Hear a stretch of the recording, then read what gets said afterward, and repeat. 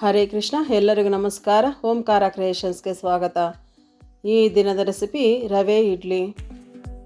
ಇನ್ಸ್ಟೆಂಟಾಗಿ ಮಾಡುವಂತಹ ರವೆ ಇಡ್ಲಿ ಮಾಡೋದು ಬಹಳ ಸುಲಭ, ತುಂಬಾ ಸಾಫ್ಟಾಗಿ ಬರುತ್ತೆ. ನೀವು ಸಹ ಮನೆಯಲ್ಲಿ ಟ್ರೈ ಮಾಡ್ಬೋದು, ನಿಮಗೂ ಸಹ ಇಷ್ಟ ಆಗುತ್ತೆ. ಇನ್ಸ್ಟೆಂಟಾಗಿ ಮಾಡುವಂತಹ ರವೆ ಇಡ್ಲಿ ಮಾಡೋ ವಿಧಾನನ ನೋಡೋಣ. ಸ್ಟವ್ ಹೈ ಫ್ಲೇಮ್ನಲ್ಲಿರಲಿ, ಬಾಣಲಿ ಚೆನ್ನಾಗಿ ಬಿಸಿ ಆಗಬೇಕು. ಬಿಸಿ ಆದಮೇಲೆ ಸುಮಾರು 100 ಗ್ರಾಮ್ ಅಷ್ಟು ಅಡುಗೆ ಎಣ್ಣೆನ ಹಾಕ್ಕೋಬೇಕಾಗತ್ತೆ. ಎಣ್ಣೆ ಬಿಸಿ ಆದಮೇಲೆ ಅರ್ಧ ಚಮಚದಷ್ಟು ಸಾಸಿವೆ ಸಿಡಿಬೇಕಾದ್ರೆ 1/4 ಚಮಚದಷ್ಟು ಹಿಂಗಿನ ಪುಡಿ ಹಾಕ್ಕೋಬೇಕು. ಹಿಂಗೆ ಹಾಕೋದ್ರಿಂದ ಒಂದು ಒಳ್ಳೆ ಪರಿಮಳ ಇರುತ್ತೆ. ಮತ್ತು 2 ಚಮಚದಷ್ಟು ಉದ್ದಿನಬೇಳೆ, 2 ಚಮಚದಷ್ಟು ಕಡಲೆಬೇಳೆ ಹಾಕ್ಕೊಂಡು ಲೈಟಾಗಿ ಫ್ರೈ ಮಾಡ್ಕೋಬೇಕು. 50 ಗ್ರಾಮ್ ಗೋಡಂಬಿ ಹಾಕೋತಾ ಇದ್ದೀನಿ. ಗೋಡಂಬಿ ಹಾಕೋದ್ರಿಂದ ಒಂದೊಳ್ಳೆ ರುಚಿ ಇರುತ್ತೆ ರವೆ ಇಡ್ಲಿಗೆ. ಸ್ವಲ್ಪ ಗೋಲ್ಡನ್ ಬ್ರೌನ್ ಬರಬೇಕು, ಅಲ್ಲಿವರೆಗೂ ಫ್ರೈ ಮಾಡ್ಕೋಬೇಕಾಗತ್ತೆ. ಈಗ 1 ಚಮಚದಷ್ಟು ಜೀರಿಗೆ ಹಾಕೋಬೇಕು. ಸಣ್ಣದಾಗಿ ಕಟ್ ಮಾಡಿರೋ ಅಂತಹ ಕರಿಬೇವಿನ ಸೊಪ್ಪು, ಸುಮಾರು 10 ಎಸಳು ಕರಿಬೇವಿನ ಸೊಪ್ಪು ತೊಗೊಂಡಿದ್ದೀನಿ ನಾನಿಲ್ಲಿ. 4 ಹಸಿಮೆಣ್ಸಿನ್ಕಾಯಿನ ಸಣ್ಣದಾಗಿ ಕಟ್ ಮಾಡಿ ಹಾಕ್ಕೊಂಡಿದ್ದೀನಿ ಇಲ್ಲಿ. ನೀವು ಬೇಕಿದ್ರೆ ಇಲ್ಲಿ ತರತರಿಯಾಗಿ ಸಹ ರುಬ್ಬಿ ಹಾಕ್ಕೋಬೋದು. ಹಸಿಮೆಣ್ಸಿನ್ಕಾಯಿ ಮತ್ತು ಕರಿಬೇವಿನ ಸೊಪ್ಪನ್ನ ತುರಿದಿರೋ ಅಂತಹ ಶುಂಠಿನೂ ಸಹ ಹಾಕ್ಕೊಂಡಿದ್ದೀನಿ ಇಲ್ಲಿ. 1 ಚಮಚದಷ್ಟು ಶುಂಠಿ ತುರಿನ ಹಾಕ್ಕೊಂಡು ಈ ರೀತಿಯಾಗಿ ಲೈಟಾಗಿ ಬಾಡಿಸ್ಕೋಬೇಕು. ಒಗ್ಗರಣೆಗೆ ನಾವು ಇಲ್ಲಿ ಶುಂಠಿ ಹಾಕೋದ್ರಿಂದ ಒಂದು ಒಳ್ಳೆ ಫ್ಲೇವರ್ ಇರುತ್ತೆ. ನಾನಿಲ್ಲಿ 1 ಬೌಲ್ನಷ್ಟು ಮೀಡಿಯಮ್ ರವೆ ತೊಗೊಂಡಿದ್ದೀನಿ. ಉಪ್ಪಿಟ್ಟು ಮಾಡ್ತೀವಲ್ಲ ಆ ರವೆನ ಹಾಕ್ಕೊಂಡಿದ್ದೀನಿ. ಸುಮಾರು ಅರ್ಧ kg ರವೆ ಇದೆ. ರವೆ ಹಾಕಾದ್ಮೇಲೆ ಲೈಟಾಗಿ ಫ್ರೈ ಮಾಡಿಕೊಂಡ್ರೆ ಸಾಕಾಗುತ್ತೆ. ತೀರಾ ಕೆಂಪಗೆ ಆಗೋವರೆಗೂ ಹುರ್ಕೊಳ್ಳೋ ಅವಶ್ಯಕತೆ ಇರೋದಿಲ್ಲ. ರವೆ ಬಣ್ಣ ಬದಲಾಗುತ್ತೆ ಅಲ್ಲಿವರೆಗೂ ಸ್ಟವ್ನ ಮೀಡಿಯಮ್ ಅಥವಾ ಹೈ ಫ್ಲೇಮಲ್ಲಿ ಇಟ್ಕೊಂಡು ಚೆನ್ನಾಗಿ ಈ ರೀತಿಯಾಗಿ ಬಾಡಿಸ್ಕೊಂಡ್ರೆ ಸಾಕಾಗುತ್ತೆ. ಈಗ ಚೆನ್ನಾಗಿ ಬಾಡಿಸ್ಕೊಂಡಿದ್ದೀನಿ ರವೆನ. ಹೀಗೆ ಮಿಕ್ಸ್ ಆಗ್ತಾ ತುಂಬಾ ಹಗುರ ಆಗುತ್ತೆ. ಆಗ ಸ್ಟವ್ನ ಆಫ್ ಮಾಡಿಬಿಟ್ಟು ತಣ್ಣಗಾಗ್ಲಿಕ್ಕೆ ಬಿಡಬೇಕು. ಹುರಿದಿರೋ ರವೆ ತಣ್ಣಗಾಗಲಿಕ್ಕೆ ಸುಮಾರು 10 ರಿಂದ 15 ನಿಮಿಷಗಳ ಕಾಲ ಬೇಕಾಗುತ್ತೆ.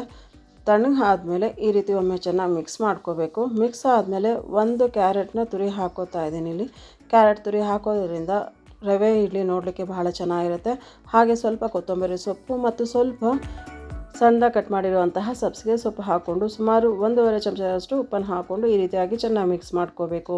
ಸಬ್ಸಿಗೆ ಸೊಪ್ಪು ಹಾಕೋದ್ರಿಂದ ರವೆ ಇಡ್ಲಿಯ ರುಚಿ ಬಹಳ ಚೆನ್ನಾಗಿರುತ್ತೆ, ಫ್ಲೇವರು ಸಹ ಬಹಳ ಚೆನ್ನಾಗಿರುತ್ತೆ. ಈ ರೀತಿ ಒಮ್ಮೆ ಚೆನ್ನಾಗಿ ಮಿಕ್ಸ್ ಮಾಡಬೇಕು. ಈ ರೀತಿ ಚೆನ್ನಾಗಿ ಮಿಕ್ಸ್ ಮಾಡಾದಮೇಲೆ ನಾನು ಯಾವ ಬೌಲ್ನಲ್ಲಿ ರವೆ ತೊಗೊಂಡಿದ್ನೋ ಆ ಬೌಲ್ನಲ್ಲಿ ಮೊಸರನ್ನು ಹಾಕ್ಕೋತಾ ಇದ್ದೀನಿ ಮತ್ತು ಅದೇ ಬೌಲ್ನಲ್ಲಿ 1 ಬೌಲಷ್ಟು ನೀರನ್ನು ಹಾಕ್ಕೋತಾ ಇದ್ದೀನಿ. 1 ಬೌಲ್ ರವೆ ತೊಗೊಂಡ್ರೆ 1 ಬೌಲಷ್ಟು ಮೊಸರು ಮತ್ತು 1 ಬೌಲಷ್ಟು ನೀರನ್ನು ಹಾಕ್ಕೋಬೇಕಾಗತ್ತೆ. ಅಕಸ್ಮಾತ್ ಏನಾದರೂ ನಿಮ್ಮ ಹತ್ರ ಹುಳಿ ಮಜ್ಜಿಗೆ ಇತ್ತು ಅಂದರೆ 2 ಬೌಲಷ್ಟು ಹುಳಿ ಮಜ್ಜಿಗೆನೂ ಸಹ ಹಾಕ್ಕೋಬೋದು. ಈ ರೀತಿ ಒಮ್ಮೆ ಚೆನ್ನಾಗಿ ಮಿಕ್ಸ್ ಮಾಡಬೇಕು. ನೋಡಲಿಕ್ಕೆ ಭಾಳ ತೆಳ್ಳಗಿದೆ ಅಂತ ಅನಿಸುತ್ತೆ. ರವೆ ನೆಂದಾದಮೇಲೆ ಇಡ್ಲಿ ಹಿಟ್ಟಿನ ಕನ್ಸಿಸ್ಟೆನ್ಸಿಗೆ ಬರುತ್ತೆ. ಈ ರೀತಿ ಚೆನ್ನಾಗಿ ಮಿಕ್ಸ್ ಮಾಡಿ ಸುಮಾರು 10 ರಿಂದ 15 ನಿಮಿಷಗಳ ಕಾಲ ನೆನೆಯಲಿಕ್ಕೆ ಬಿಡಬೇಕು. ಈ ರೀತಿ ಲಿಡ್ನ ಕ್ಲೋಸ್ ಮಾಡಿ ಸುಮಾರು 10 ರಿಂದ 15 ನಿಮಿಷಗಳ ಕಾಲ ನೆನೆಯಲಿಕ್ಕೆ ಬಿಡ್ತೇನೆ. ಈಗ ಇಡ್ಲಿ ಪಾತ್ರೆನ ರೆಡಿ ಮಾಡ್ಕೋಬೇಕಾಗತ್ತೆ. ನಾನಿಲ್ಲಿ ಗುಂಡು ಇಡ್ಲಿನ ಮಾಡ್ಕೋತಾ ಇದ್ದೀನಿ. ಸುಮಾರು 3/4 ಲೀಟರಷ್ಟು ನೀರನ್ನು ಹಾಕ್ಕೊಂಡು ಇಡ್ಲಿ ಪಾತ್ರೆಗೆ ಬಿಸಿ ಆಗ್ಲಿಕ್ಕೆ ಬಿಡಬೇಕು. ಆ ನಂತರ ಇಡ್ಲಿ ಪ್ಲೇಟ್ಗೆ ಸ್ವಲ್ಪ ಎಣ್ಣೆನ ಸವರ್ಕೊಂಡು ಇಟ್ಕೋಬೇಕಾಗತ್ತೆ. ರವೆ ಹುರಿಯೋದಕ್ಕೆ ಸಾಕಷ್ಟು ಎಣ್ಣೆನ ಬಳಸಿದ್ದೀವಿ ಮತ್ತು ಮೊಸರನ್ನು ಸಹ ಸಾಕಷ್ಟು ಜಿಡ್ಡಿನಂಶ ಇರುತ್ತೆ. ಆದ್ದರಿಂದ ಸ್ವಲ್ಪ ಎಣ್ಣೆನ ಹಚ್ಕೊಂಡ್ರೆ ಸಾಕಾಗುತ್ತೆ. ಈ ರೀತಿ ಎಲ್ಲ ಪ್ಲೇಟ್ಗೂ ಸಹ ಸ್ವಲ್ಪ ಎಣ್ಣೆನ ಸವರಿ ಇಟ್ಕೋಬೇಕು. ನೆನೆಸಿಟ್ಟಿರುವಂತಹ ಇಡ್ಲಿ ಹಿಟ್ಟನ್ನು ಪ್ಲೇಟ್ಗೆ ಹಾಕ್ಕೋಬೇಕಾಗತ್ತೆ. ಒಮ್ಮೆ ಈ ರೀತಿಯಾಗಿ ಚೆನ್ನಾಗಿ ಮಿಕ್ಸ್ ಮಾಡ್ಕೋಬೇಕು. ನಾವಿಲ್ಲಿ ಬಳಸಿರುವಂತಹ ಉದ್ದಿನಬೇಳೆ, ಕಡಲೆಬೇಳೆ, ಗೋಡಂಬಿ, ಸಬ್ಸಿಗೆ ಸೊಪ್ಪು, ಕೊತ್ತಂಬರಿ ಸೊಪ್ಪು ಬಹಳ ಚೆನ್ನಾಗಿ ಕಾಣಿಸ್ತಿದೆ. ಈ ಕನ್ಸಿಸ್ಟೆನ್ಸಿಲಿದ್ದರೆ ಸಾಕಾಗುತ್ತೆ. ತೀರ ತೆಳುಗೂ ಇರಬಾರ್ದು ಅಥವಾ ತೀರ ಗಟ್ಟಿನೂ ಇರಬಾರ್ದು. ಅದಕ್ಕಿರಬೇಕಾಗತ್ತೆ. ನಾನಿಲ್ಲಿ ಸೋಡಾನ ಬಳಸಿಲ್ಲ. ಅರ್ಧದಷ್ಟು ಹಿಟ್ಟಿಗೆ ನಾನು ಸೋಡಾನ ಹಾಕಿಲ್ಲ ಮತ್ತು ಇನ್ನು ಅರ್ಧದಷ್ಟು ಹಿಟ್ಟಿಗೆ ಸೋಡಾನ ಹಾಕಿ ಮಾಡಿದ್ದೆ ಇಡ್ಲಿನ. ಈಗ ಸೋಡಾ ಹಾಕ್ದಲೇ ಒಂದು ಒಬ್ಬೆ ಇಟ್ಕೋತೀನಿ ಇಡ್ಲಿ. ಈ ರೀತಿ ಒಮ್ಮೆ ಚೆನ್ನಾಗಿ ಮಿಕ್ಸ್ ಮಾಡ್ಕೋಬೇಕು. ರವೆ ಇಡ್ಲಿಗೆ ನಾನಿಲ್ಲಿ ಮನೆಯಲ್ಲೇ ಹೆಪ್ಪಾಕಿರುವಂತಹ ಮೊಸರನ್ನ ಬಳಸಿದ್ದೆ. ಹಾಗಾಗಿ ಸ್ವಲ್ಪ ಹುಳಿನೇ ಇತ್ತು ಮೊಸರು. ಈಗ ಸೋಡಾ ಹಾಕ್ತಲೇ ಇರೋವಂತಹ ಇಡ್ಲಿ ಹಿಟ್ಟನ್ನು ಬೇಯಲಿಕ್ಕೆ ಇಡ್ತಾ ಇದ್ದೇನೆ. ಈಗ ಎಲ್ಲ ಇಡ್ಲಿ ಪ್ಲೇಟ್ಗೂ ಸಹ ನಾನಿಲ್ಲಿ ಇಡ್ಲಿ ಹಿಟ್ಟನ್ನು ಹಾಕ್ಬಿಟ್ಟು ಸುಮಾರು 10ರಿಂದ 12 ನಿಮಿಷಗಳ ಕಾಲ ಸ್ಟೀಮಲ್ಲಿ ಇಡ್ಲಿನ ಬೇಯಿಸ್ಕೋಬೇಕಾಗತ್ತೆ. ಯಾವಾಗಲೂ ಇಡ್ಲಿನ ನಾವು ಬೇಯಿಸ್ಬೇಕಾದ್ರೆ ಮೊದಲಿಗೆ ಈ ರೀತಿಯಾಗಿ ನೀರನ್ನ ಚೆನ್ನಾಗಿ ಕುದಿಸ್ಕೊಂಡು ಆ ನಂತರ ಇಡ್ಲಿ ಪ್ಲೇಟ್ನ ಇಟ್ಬಿಟ್ಟು ಸ್ಟೀಮ್ ಮಾಡ್ಕೋಬೇಕಾಗತ್ತೆ. ಈಗ 3 ಇಡ್ಲಿ ಪ್ಲೇಟ್ನ ಇಟ್ಟು ಸುಮಾರು 10ರಿಂದ 12 ನಿಮಿಷಗಳ ಕಾಲ ಸ್ಟೀಮಲ್ಲಿ ಇಡ್ಲಿನ ಬೇಯಿಸ್ಕೋತೀನಿ. ಕೆಲವೊಬ್ಬರಿಗೆ ಅಡುಗೆ ಸೋಡಾ ಅಥವಾ ಈನೋ ಹಾಕಿದ್ರೆ ಅಷ್ಟೊಂದು ಇಷ್ಟ ಆಗೋದಿಲ್ಲ ತಿನ್ನಲಿಕ್ಕೆ.